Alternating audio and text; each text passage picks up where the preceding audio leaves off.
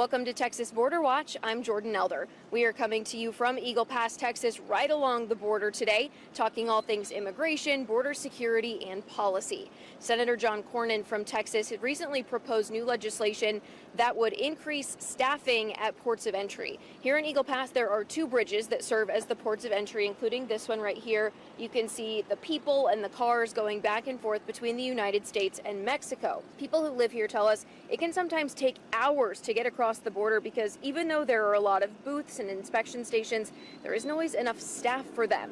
And this is a long-time issue for CBP. They noted it as far back as fiscal year 2012. Officials say the situation was the worst in 2023. That's when we saw a huge surge of migrants coming across the border. Agents had to be reassigned from ports of entry to help with processing and other things. Numbers are way down from that now, but Cornyn says the staffing still needs work. In addition to that, he's also calling for more technology to help detect drugs at ports of entry. Usually you see a lot of headlines about what all Border Patrol caught people trying to bring in, and part of that happens here. He says overall safety will be increased if that gets beefed up too. There's also a new military zone set up in Texas, and it is in El Paso. It's known as the Texas National Defense Area, and it stretches east from the Texas-New Mexico border along a 63-mile strip of land, and it's associated with the Fort Bliss Army Base. As part of this operation, military personnel can temporarily detain migrants or trespassers who are then transferred to Border Patrol. According to Border Report, 87 people were charged in the U.S. District Court for the Western District of Texas between May 2nd and May 8th for illegally crossing onto that property. This is the second National Defense Area, the first one in New Mexico. That one is 170 miles long, and it goes from the Arizona border to Santa Teresa, New Mexico. You're on the picket of the sign team. You're doing the same thing. Here's some new video for you. These soldiers are placing signage for the National Defense Area along the border near Clint, Texas. They put out about 150.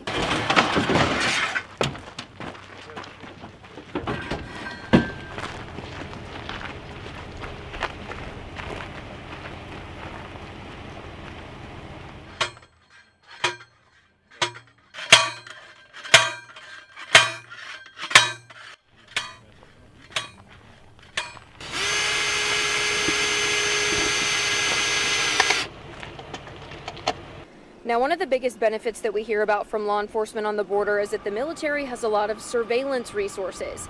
This is new video of the 10th Mountain Division doing maintenance on an early warning radar system near Rio Grande City in Texas. The radar system provides early warning and detection and location of any unmanned aerial surveillance or drones along the southern border. You said what? Yeah.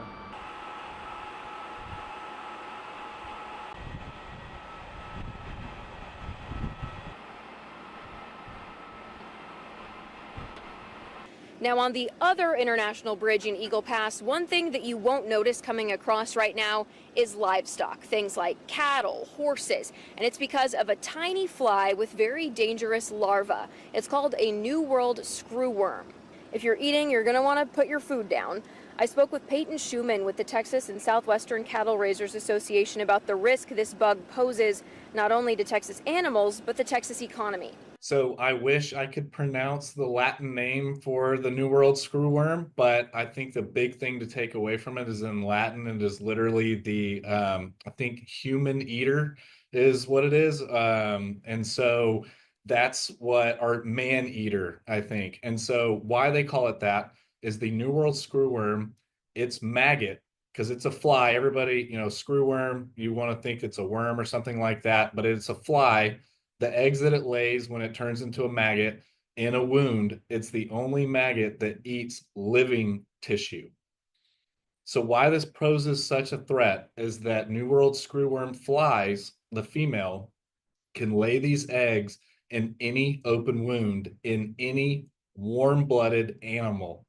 And notice that I say there animal, not mammal, because we're talking about birds, we're talking about pets, humans, livestock, wildlife, anything warm-blooded, it can lay in. And a lot of people are shocked, but we're talking about something as small as a tick bite.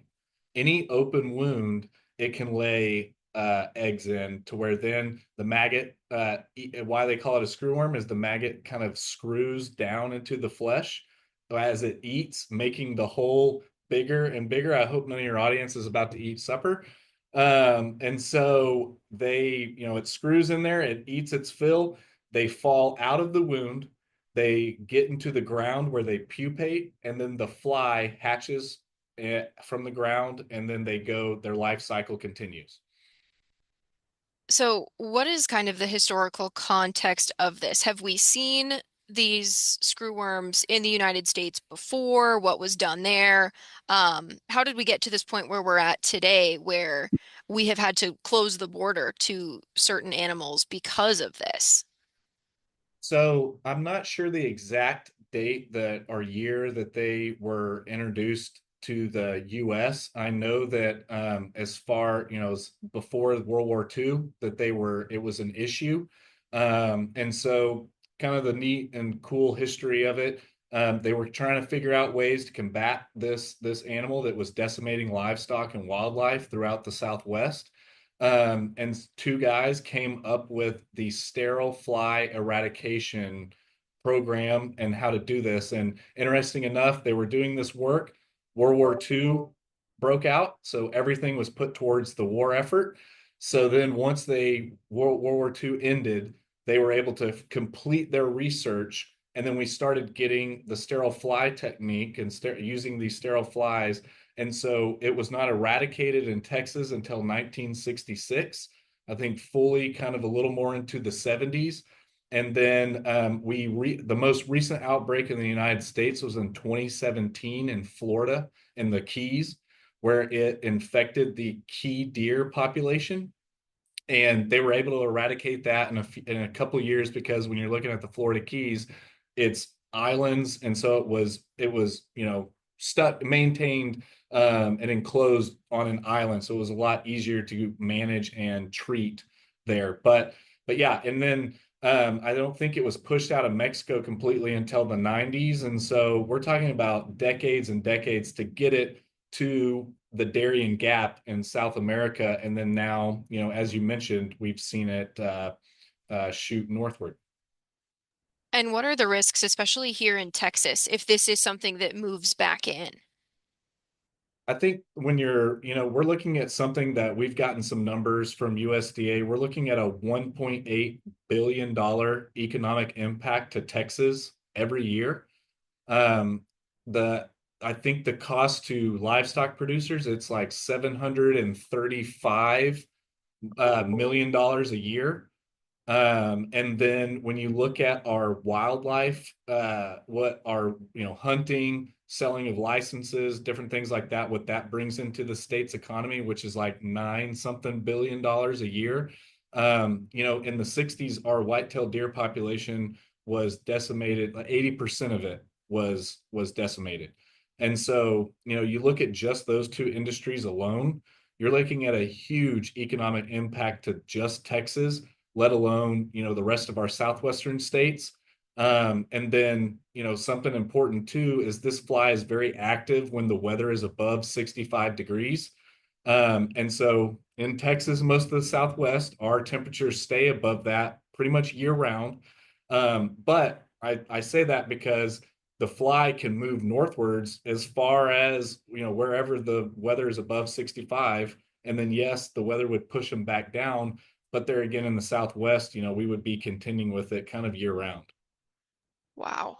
And those economic impacts, that would be if the screwworm gets into um, animals in Texas. Yes, ma'am. Perfect. So some of the groups that are opposing the border closure, they're talking about the economic harm and the supply chain disruptions from closing off the border to cattle, horses, and bison. How do you weigh that of the economic impact of closing the border versus what might happen if this worm does get into the US? Well, I know for Texas and Southwestern Cattle Raisers Association, and we were one of the first ones that issued a statement when Secretary Rollins yesterday decided to close the border.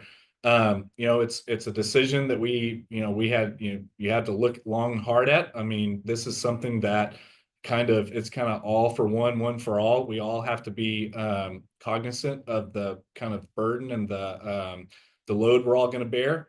But when you look at, in those numbers we just talked about, when you look at the short term versus the long term, I think it's a drop in the bucket what we have to deal with in the next few months, or even if that balloons to a year, which I don't think anyone wants to see. I don't think the secretary wants to see, but we are very supportive of what she's trying to do because, again, we're trying to protect ourselves before it gets here.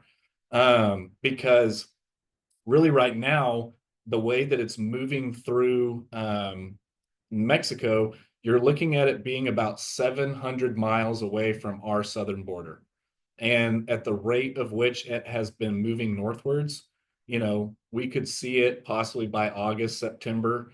And so, shutting that border down, getting the Mexican government to aid us in our efforts, and again, to kind of put up another line of defense, I think that that's immeasurable, and you can't even put a dollar amount on that. So again, I would really just stress that, it's the short term versus the long term.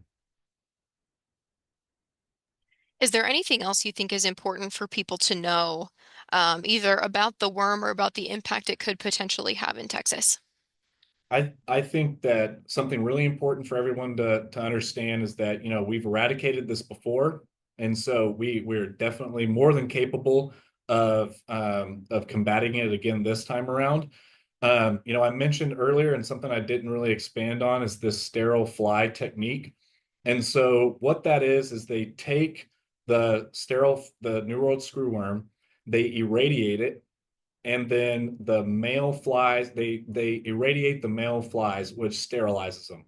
Then they put these flies into a plane, and just like a crop duster, they disperse them over the infected areas where the thinking is, and we've seen it work this way. The sterilized male fly will then mate with the wild female fly. No babies or no eggs are produced. And so it essentially kind of works itself out of the ecosystem. But the important thing there too is when you're looking at this, you really need a good barrier or line to drop these flies, to really have the most effect and it be a really effective way of handling it.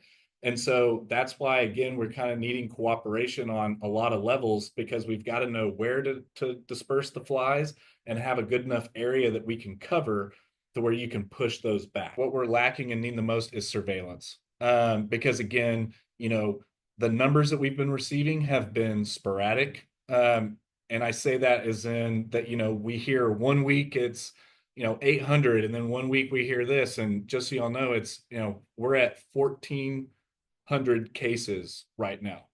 And probably a little bit more than that. And so, and then on the wildlife side, we've received no surveillance on wildlife. And so, the planes are a huge deal of it, but we also really need to see more surveillance and more reporting. And so I think that's one of the big reasons for this shutdown, is that, we've got to have a good open line of dialogue and both parties be very transparent with each other. Because again, like I said before, it's not just all for one for all with ranchers and producers. It's got to be the countries all have to kind of be working together as well. That's all for this week's Texas Border Watch. Thank you for joining us, and you can find more information on any of these stories over on our websites. That's news4sanantonio.com or foxsanantonio.com.